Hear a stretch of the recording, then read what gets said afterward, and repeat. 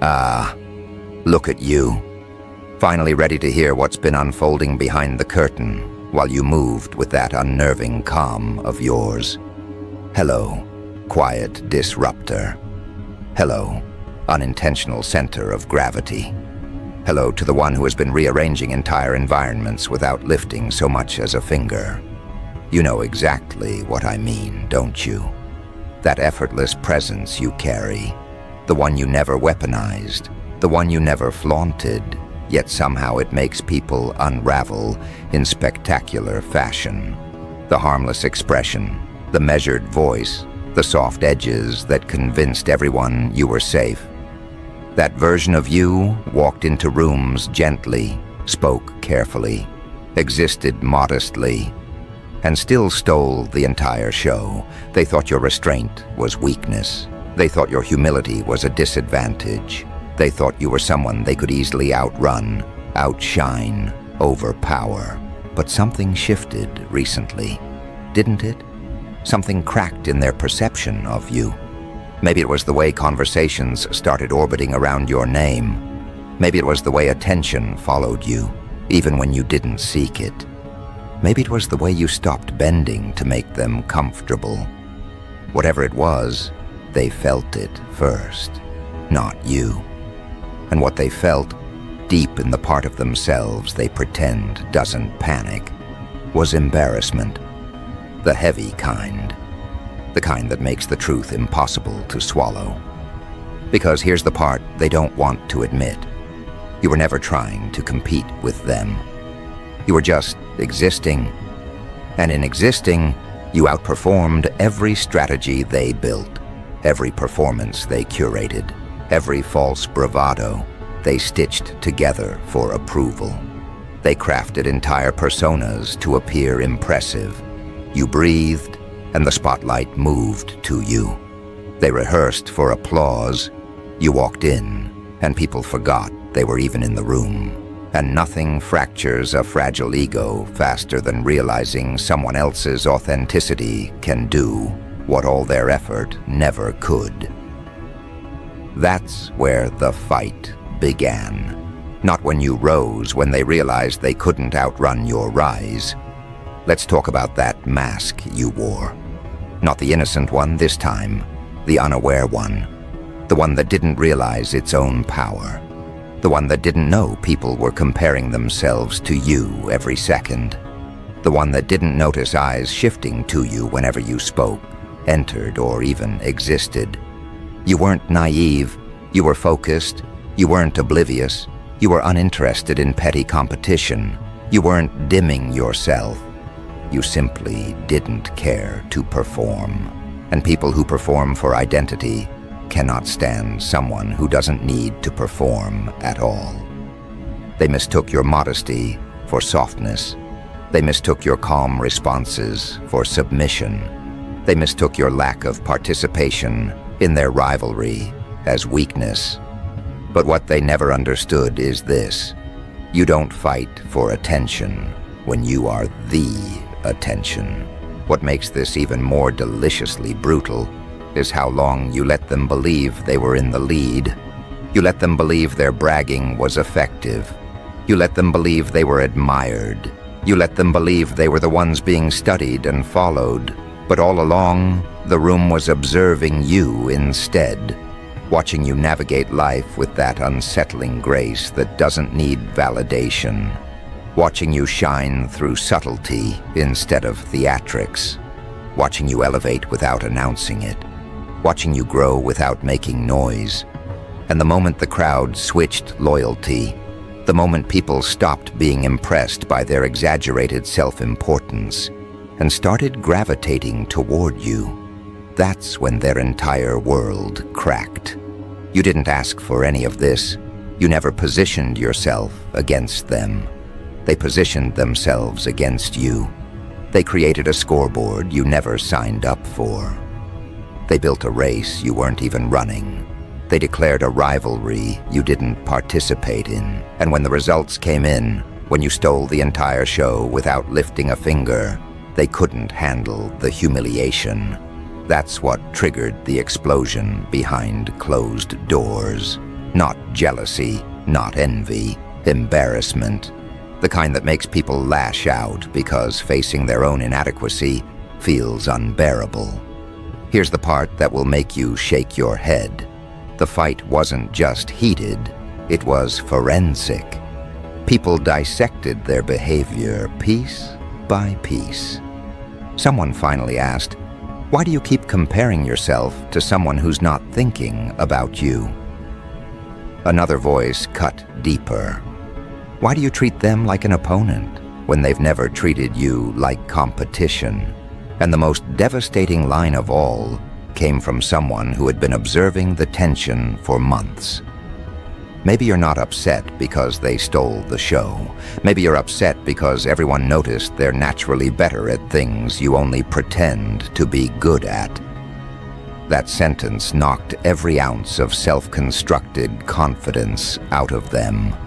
You weren't there, but if you had been, you would have seen faces drop, composure crumble, chest tightening under the weight of unfiltered truth. They couldn't deny it anymore. The comparison they tried to hide was now being analyzed openly. The insecurity they hoped no one noticed was exposed. The obsession they tried to mask behind fake indifference was dragged into the light. Someone repeated your name with a tone that made their jaw clench. Another listed your strengths, each one hammering deeper into their bruised pride. And someone else pointed out how you moved differently, how your presence has depth, while theirs has theatrics, how your influence is quiet but powerful, while theirs is loud but temporary. The more others highlighted your growth, the angrier they became. Not because you did anything wrong, but because they saw the truth. You are operating at a level that wasn't supposed to belong to someone with your humility. People like them believe excellence has to scream. You proved it doesn't. They tried to compete through performance.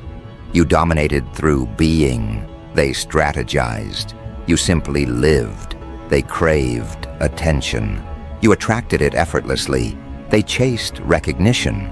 Recognition found you without your involvement. It eats them alive, that your existence, your natural rhythm, your internal structure outshines the persona they built brick by brick. So the argument continued, growing sharper, darker, more humiliating for them by the second. Someone finally asked the question everyone had avoided for too long. Why do you hate them so much when they've done nothing to you? That question didn't land softly.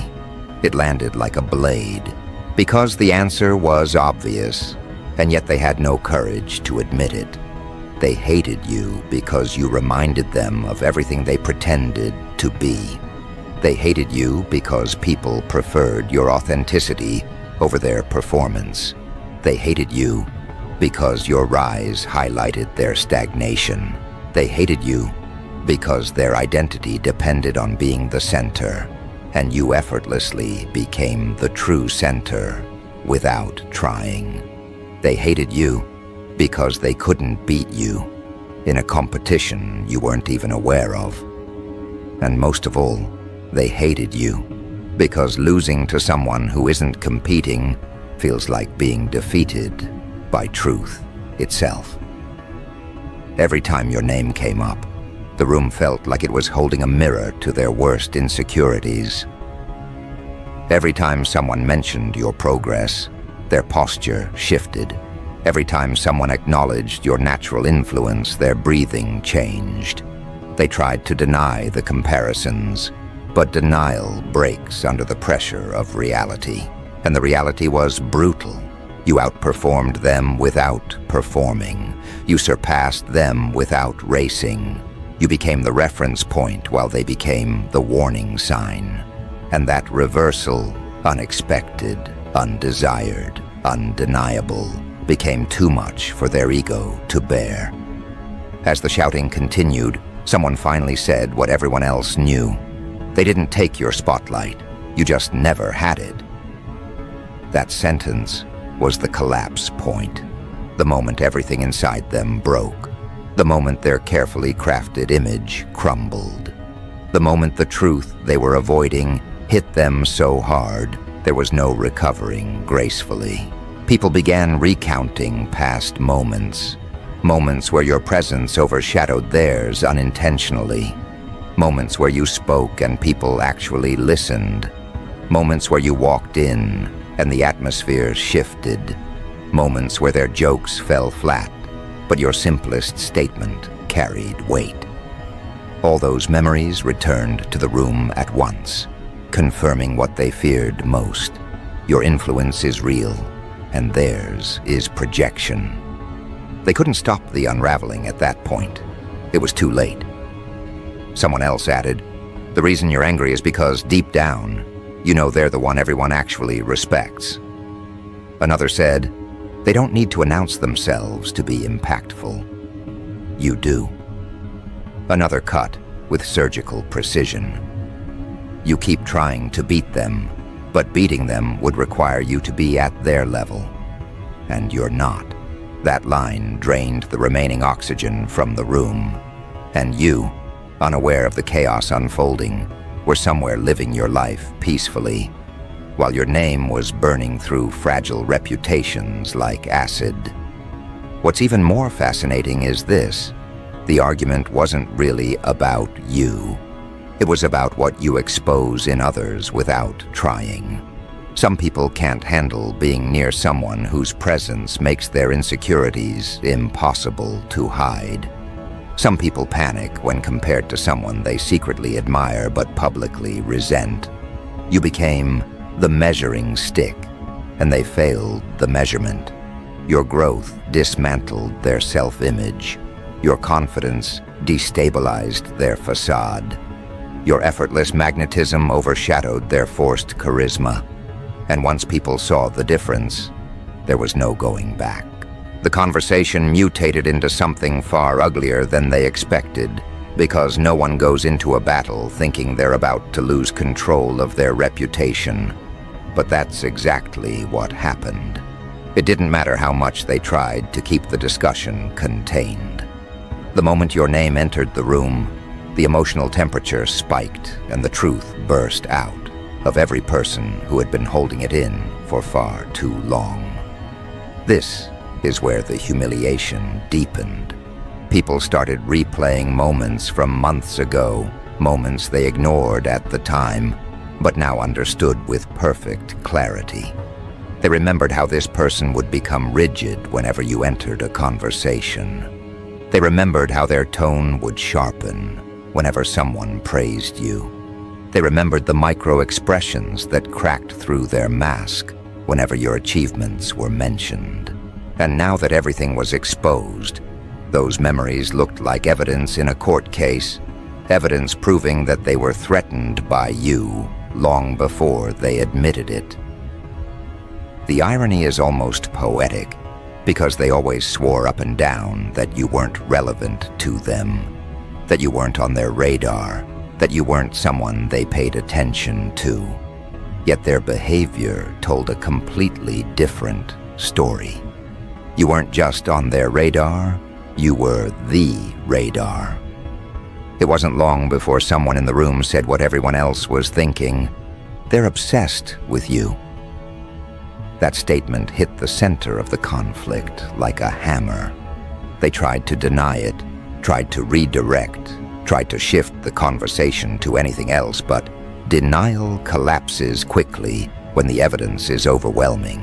Someone else added, "If you weren't comparing yourself constantly, we wouldn't be having this conversation." That was the turning point. Their face tightened, their posture stiffened, their breathing changed. They knew the room saw straight through them. They weren't just embarrassed, they were exposed, and nothing triggers defensive rage faster than exposure. That's when the blame shifting began. They started accusing others of exaggeration. They started claiming the comparisons were imagined. They tried painting themselves as victims of misunderstanding. But all of those attempts fell apart instantly because the group had receipts. People had saved screenshots of conversations where your name became a trigger point. People had held onto comments where envy seeped through their words. People had memories of moments where their attitude changed the second your success entered the discussion. Those memories, once brought up aloud, became impossible to rewrite. The room wasn't fighting over opinions. They were fighting over documented patterns. And the funniest part? You were nowhere near any of this. You weren't defending yourself. You weren't arguing. You weren't proving anything. You weren't even aware this eruption was happening. Yet somehow, your absence was louder than their entire performance. You were the quiet storm inside their chest, the pressure they couldn't name, the comparison they couldn't outrun, and every attempt they made to deny the truth only reinforced just how deeply you occupied their mind. The argument spun into a darker tone when someone said, "You keep trying to beat them because you're terrified they might not even know you're trying." That line sliced through whatever was left of their composure, because nothing is more insulting to someone who built an entire rivalry in their head than realizing the other person wasn't even participating. They wanted to be seen as your equal or your superior, but deep down they knew they weren't even in the same category. Their strategies were loud, your presence was effective, their ambition was performative, your evolution was natural, their identity was constructed, yours was embodied. Here's where the chaotic dark humor begins to hit its peak. While they were busy melting down in front of witnesses, someone else in the room leaned back and said, "They didn't steal the show. The show just recognized its true lead." Another added, "You were fighting for a spotlight that already belonged to someone else." The group wasn't trying to be cruel. They were being honest, and that honesty cut through every illusion this person had been clinging to. They weren't angry because they lost. They were angry because the loss revealed truths they had been trying to bury. Your glow wasn't accidental. It wasn't random. It wasn't luck. People gravitated toward you because they felt something genuine, something they couldn't get from someone who performs identity instead of embodying it. You didn't manufacture appeal. You radiate it because of who you are, not what you pretend to be. And pretending is exactly what they had been doing for far too long. Pretending to be confident, pretending to be secure, pretending to be admired, pretending to be unbothered. But all pretense collapses when compared to real presence. And nothing is more humiliating for someone obsessed with appearances than being compared to someone who doesn't care about appearances at all. The debate escalated when another person said, "The reason you're mad is because they didn't try to take anything from you. They just existed, and it was enough to overshadow everything you were attempting." You want to talk about psychological warfare? That line detonated the last remaining fragments of their ego. Because that's the raw truth. Your existence does more damage to their ego than any act of competition ever could. You don't have to outperform them intentionally. You outperform them simply by being built differently. Your authenticity is lethal to people whose identity depends on imitation. Your growth is threatening to people committed to stagnation. Your inner stability destabilizes people who rely on performance. Your ability to evolve without announcing it makes people who crave attention feel irrelevant. You are a walking contradiction to everything they've constructed, and deep down, they know it.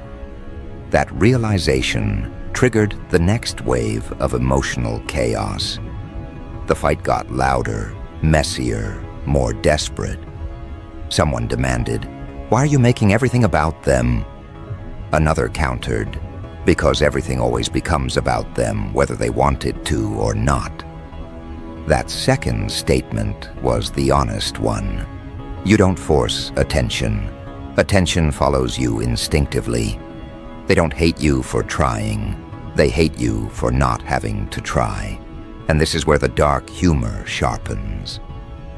One person in the room muttered, "You can't compete with a person who isn't competing. That's why you keep losing." The argument paused for a moment because the truth of that line was heavy. The entire conflict existed because they built a race no one else was running. They kept sprinting toward an imaginary finish line. You walked your path calmly, and somehow you arrived ahead of them. Let's talk about why this embarrasses them so deeply. Competition only feels empowering when you believe you can win. But competing with someone who lives on a different tier isn't motivating. It's humiliating. They weren't just losing. They were losing publicly. Their mask cracked publicly. Their insecurities surfaced publicly. Their jealousy leaked publicly. Their fabricated confidence dissolved publicly. And when someone loses control in front of witnesses, the audience remembers. It sticks. Their meltdown became a spectacle. Their embarrassment became entertainment. Their attempt to appear superior became evidence that they weren't. Someone finally confronted them with a chilling question. If you're so confident, why do you track everything they do? There was no answer, because everyone knew the truth. They watched you obsessively. They monitored your progress like it was a threat.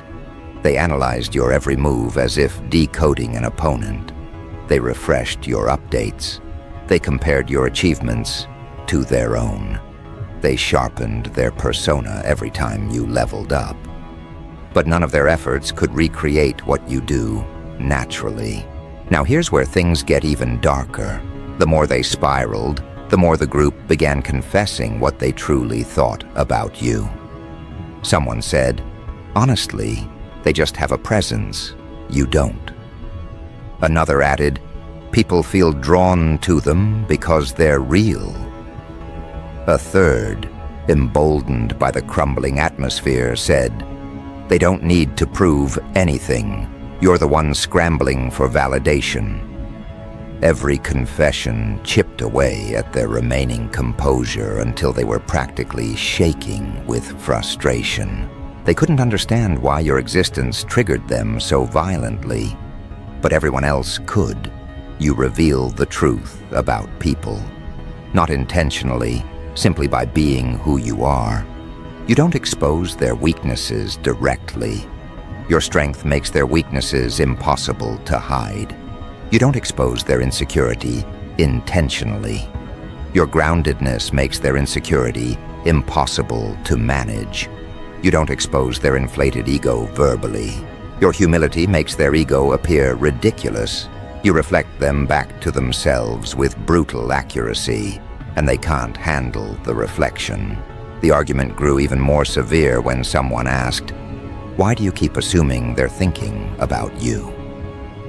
That was the brutal twist, because the real embarrassment came from realizing they had built you into a rival while you lived your life completely unbothered by their existence. They imagined a competition. They imagined a race. They imagined an enemy. But imagination doesn't rewrite reality. And the reality is this: they weren't your rival. They were your unintended mirror. This recognition broke something fundamental inside them. They weren't angry at you. They were angry at themselves for being unable to rise to your level.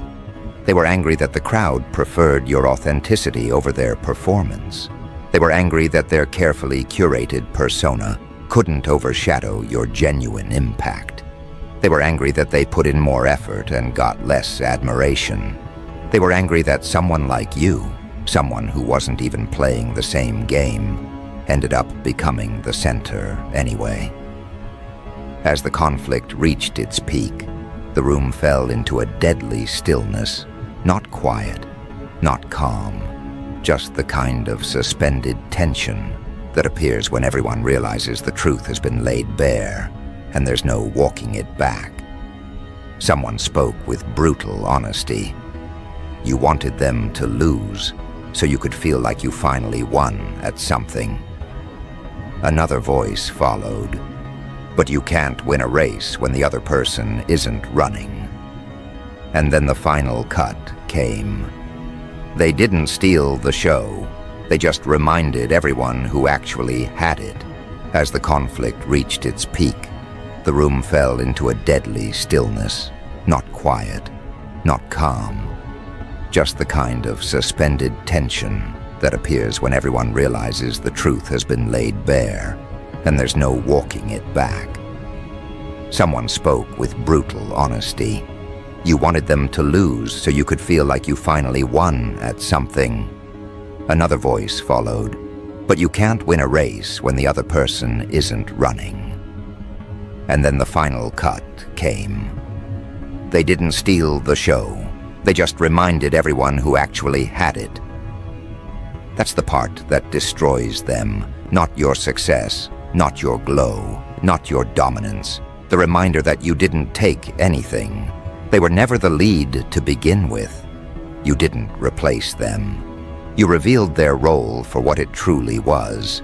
Background character energy dressed up in main character clothing. And now that the audience has seen the truth, the comparison cannot be undone. From that moment forward, their world didn't just crack. It folded inward. Every word spoken against them echoed in their head with a weight they couldn't manage. You would think the confrontation itself was the worst part, but no.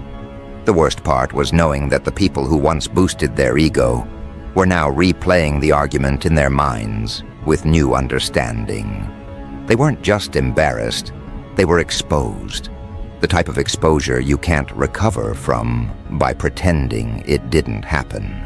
The type that eats at your identity because it wasn't an attack, it was a revelation. And revelations don't fade when the room empties. They linger, they follow you. They reshape every dynamic you once depended on. The witnesses began distancing themselves almost immediately, not out of cruelty, but out of discomfort. Once you see the cracks in someone's self-image, it becomes impossible to unsee them. People who once believed their confidence now saw insecurity dressed in borrowed confidence. People who once admired their charisma now saw overcompensation. People who once tolerated their competitiveness now saw obsession. You didn't have to lift a finger to influence this shift.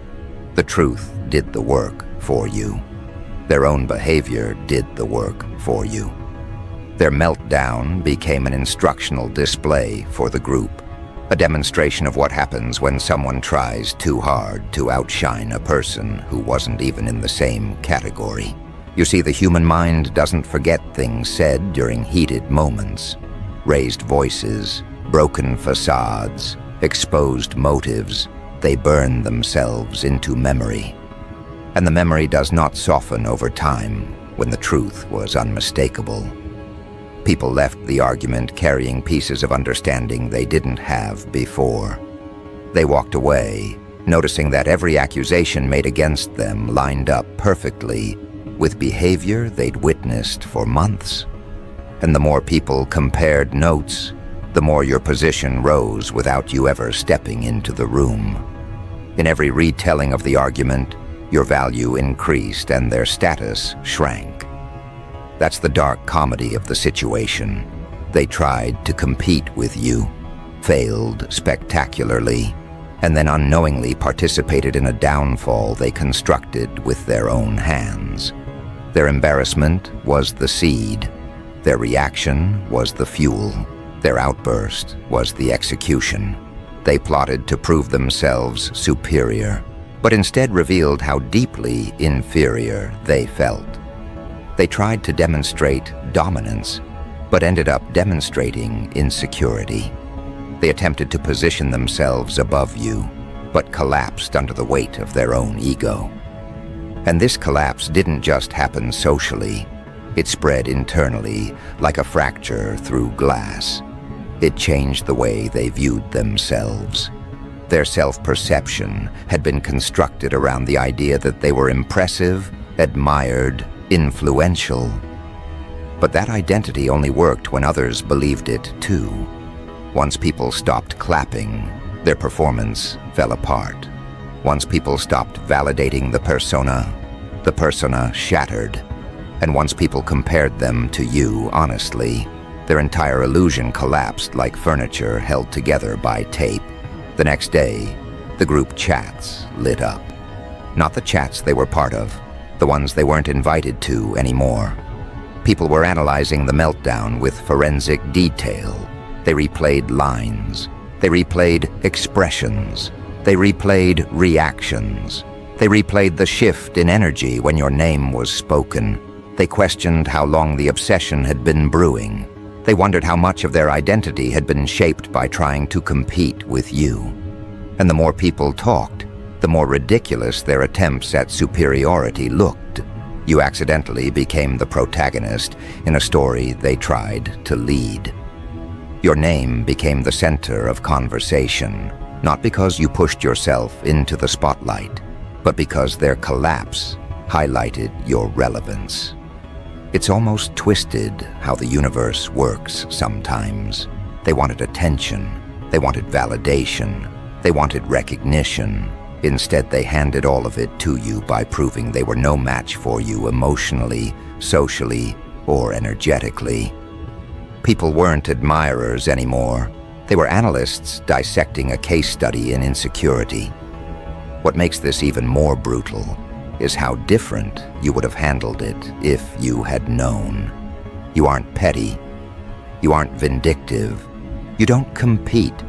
You move through life at your own pace without trying to knock anyone down. You aren't threatened by other people's growth. You cheer for others. You support others. You genuinely want people to succeed. And they mistook that as weakness. Instead of appreciating your authenticity, they saw you as a threat to their image. Instead of learning from you, they tried to overshadow you. Instead of cooperating, they chose competition. Instead of self-reflection, they chose projection. And now the consequences of those choices are circling back to them with razor precision. People don't rally behind someone who throws tantrums when they lose. People don't trust someone who crumbles when confronted with truth. People don't respect someone who needs others to fail in order to feel valuable. That's where their collapse truly began. Not in the argument, but in the aftermath, when people realized the person they admired was built on counterfeit self-worth. Their charm had cracks. Their confidence had cracks. Their influence had cracks. And once people noticed the cracks, everything they did seemed questionable. Meanwhile, your stock rose effortlessly. People started bringing up your achievements without you even knowing. They recalled how you always carried yourself with grace, even when they didn't treat you fairly. They mentioned how you never bragged, never competed, never sought attention. They admired how you stayed consistent while others chased validation. They recognized that your growth wasn't accidental, it was earned. And that recognition, that unspoken shift in collective perception, is what destroys your rival the most. Their rage wasn't just embarrassment, it was panic. Panic at realizing you were always the standard. Panic at realizing they never stood a chance. Panic at realizing people respected you more than them. Panic at realizing you had the qualities they pretended to have. Panic at realizing their entire rivalry was one-sided. Panic at realizing they were competing alone, sprinting toward an imaginary finish line while you lived an entirely different narrative. But here's where the chaos turns theatrical. The more they panicked, the worse they looked. They started scrambling to recover their image. They over-explained. They justified. They reached out to people privately asking, "You know I'm not jealous, right?" They tried to spin the argument as a misunderstanding. They tried to pretend they weren't affected. They posted things online to appear unbothered. But nothing exposes a person faster than trying too hard to seem unaffected. People saw through it instantly. Their desperation became comedy. Their attempts at damage control became a spectacle. Every message they sent trying to defend themselves only confirmed how deeply shaken they were. Every comment they made about you only made you look better. Every attempt to downplay the argument only made them appear guilty. They were digging themselves deeper with every move. You weren't doing anything, yet they were losing more ground by the hour. And the reason is simple. The truth aligns naturally. Lies require effort. Authentic presence stabilizes naturally. Insecurity requires effort. You move with coherence. They move with contradiction. You grow. They perform. You evolve. They imitate. You attract. They chase. And nothing feels worse to someone who thrives on comparison than realizing the comparison always favored the other party. But the story doesn't end with embarrassment. It evolves into obsession. Once the argument ended, they became hyper-aware of everything you did. They watched your social interactions. They watched how people engaged with you. They watched your progress. They watched for moments where you shined. And each moment stabbed them deeper, because now they could no longer pretend not to notice you. The argument forced the truth into the open. Now there was no running from it. Each time someone mentioned your growth, they flinched. Each time someone complimented you, they tensed. Each time someone admired your qualities, they wondered if those qualities were the reason they lost the room. And that kind of internal torment doesn't fade, it builds. They began replaying old conversations where your name came up. They realized how often your presence shifted dynamics. They noticed how many people respected you more than they realized. And the realization grew heavier with time. Soon others started distancing themselves from them entirely. Not because they didn't like them, but because their insecurity became too loud to ignore. Being around someone who can't handle another person's success is exhausting. Being around someone who spirals when compared to a stronger presence drains the environment. And once people recognized that pattern, they decided to step away. The deserted feeling that crept in afterward was punishment enough. The people they sought validation from were now avoiding them. The people they wanted to impress were now uninterested. The people they wanted to compete with were now admiring you instead. Their world shrank while yours expanded. Their influence decreased while yours grew. Their confidence fractured while yours became stronger. What destroyed them most wasn't losing the argument, it was losing the comparison. Comparison they initiated. Comparison they insisted on. Comparison they weaponized. And comparison that backfired so catastrophically, they may never fully recover from the blow. Here's the part you don't see, the part they would never admit. They replay your evolution in their head constantly now. They can't stop thinking about how you changed, how you rose, how you matured, how you carried yourself differently, how you walked into rooms with that grounded posture, how your eyes shifted from seeking approval to owning your energy, how your presence expanded organically, how people reacted to you without you trying to gain their approval. That's what haunts them, not your achievements, your transformation. Because your transformation proves they stayed the same.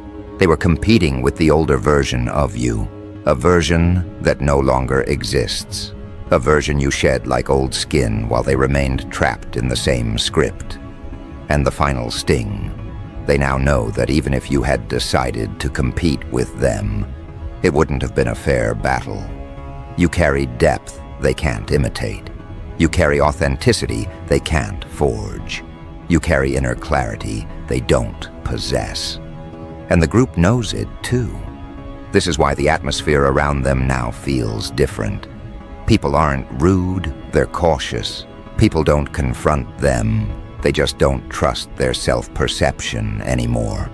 People don't boost their ego, they've seen what happens when it goes unchecked. And every polite interaction reminds them of the argument they lost. The social terrain shifted, and everyone can feel it. The irony is almost cruel. You didn't try to rise above them. They pushed you there by showing everyone the gap between you. You didn't seek dominance. They announced it for you by admitting, through their meltdown, that you were the standard they couldn't reach. You didn't fight for the spotlight. They pointed it at you by losing control the moment your name was spoken. And this is where the truth crystallizes. You didn't steal the show. The show recognized its rightful lead. You didn't embarrass them. They embarrassed themselves by choosing comparison with someone they were never equipped to challenge. You didn't expose their weaknesses. They exposed themselves by creating a rivalry they couldn't sustain. The collapse that followed wasn't the end. It was the beginning of a new perception of you, a perception without distortion. People now see who you are with clarity. They understand your depth. They feel your influence. They respect your boundaries. They admire your strength. And the person who tried to compete with you must now live with the knowledge that the audience they once sought admiration from is now watching you instead. Every great reveal has a trigger. Their trigger was believing they could outshine someone who wasn't even performing. Your transformation didn't just terrify them, it educated everyone else. And now, the people around you move differently. They approach you with respect. They speak to you with awareness. They recognize your presence in a way they didn't before. That's your ascent. And it happened without strategy or effort. They are mad because you didn't play the game, yet somehow you won. They are mad because the crowd loves you without you seeking attention. They are mad because people trust you more even though you never asked for that position. They are mad because you became the center without pushing anyone aside. They are mad because the truth about you was undeniable. They are mad because their fantasy of superiority was dismantled by your authenticity. And now the show moves forward with a new lead. You. Not because you demanded it, not because you manipulated your way into it, not because you competed, but because no one else fit the role. And everyone finally saw it.